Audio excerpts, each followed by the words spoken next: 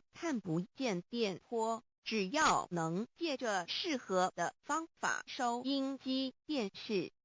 我们不但能知道电波的存在，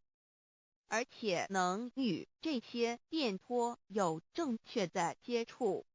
上帝虽然是我们肉眼所不能见，但借着他所创造的浩瀚宇宙和微妙自然，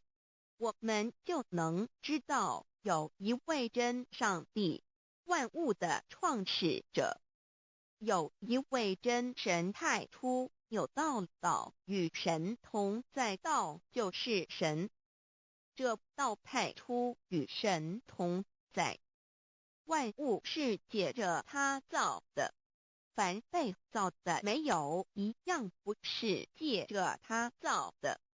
新约翰福音1:13，圣经创世纪1.01分5 General 1:1 起初神创造天地， General 1:2 地是空虚混沌渊面黑暗，神的灵运行在水面上。 General 1:3 神说要有光，就有了光。 General 1:4